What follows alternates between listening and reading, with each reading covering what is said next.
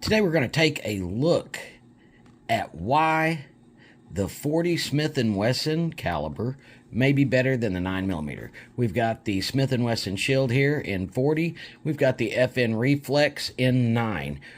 We're going to shoot them over the chronograph. We're going to shoot a couple little targets with them just to see about the controllability.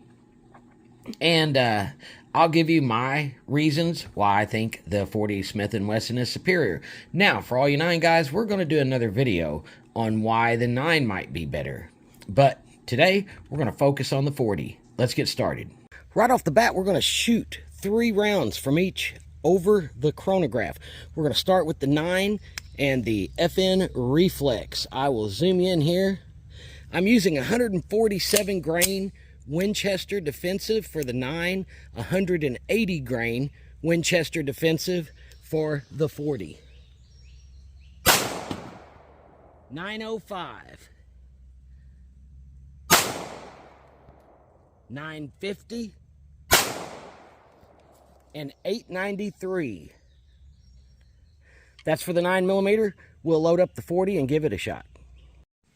We're back, and we have the 40 Shield with the 180 grain Winchester defensive.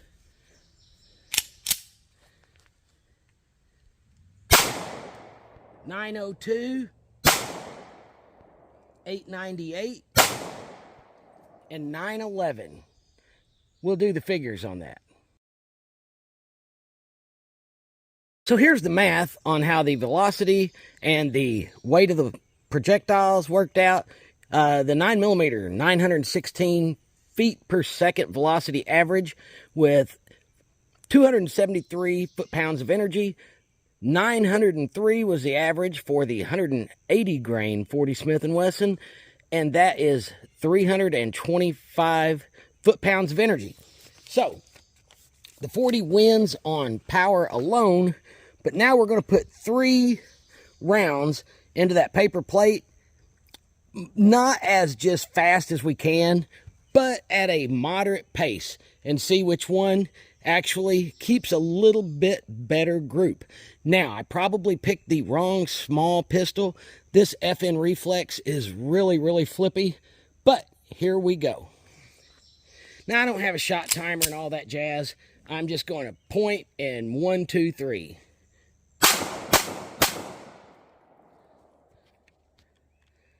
All right, there's our 3 from the 9mm. And I'll get the 40 ready, and then we'll do that one. All right, we are back with the 40. I had to mark the 9s with a magic marker. My wife's getting tired of me shooting all the paper plates. So here we go. Again, there's no shot timer. There's no beep. I'm just going to throw it up and shoot 3 rounds. I'll zoom in there. So we'll go up and take a better look at that. All right, there's no way around that. My 40 group is about twice the size of my 9 group.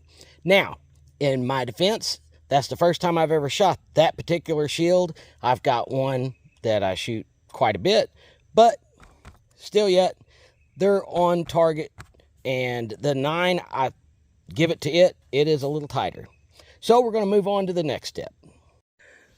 What we have there is a 7-Up bottle behind a board. It means nothing. This isn't scientific. It's me being cheap because I don't have a ton of money for gel and stuff with bones in it and all that jazz. But we're just going to shoot the board. The bullet's going to go through there, hit the jug. We'll see which one does the most damage. We'll start out with the 9.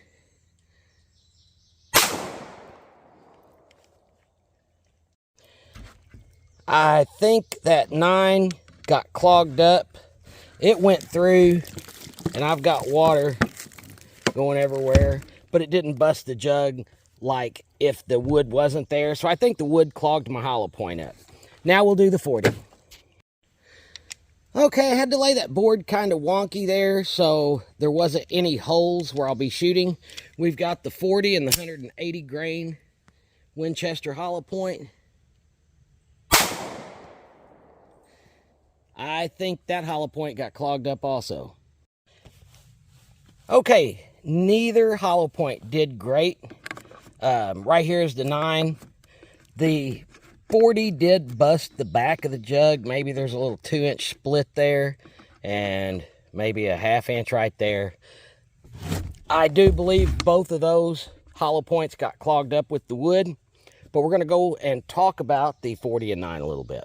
So there we have it, the 40 and the 9. A lot of people discount the 40, say, you know, this holds 6 rounds. I've never been in a situation where 6 rounds of 40 wouldn't have got me out of it. 6 or 7. It's shootable. It is more powerful. Other folks will say that it's harder on the guns.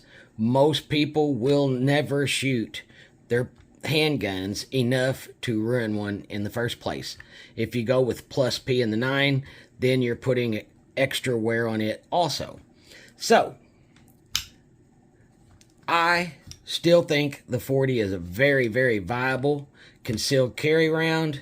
They make great concealed carry pistols for it. The Shield 40 is one of those. We'll take a look at the 9 next time, do a few reasons why the 9 may be preferred. For me, I'm always going to be a 40 fan. It's not washed up.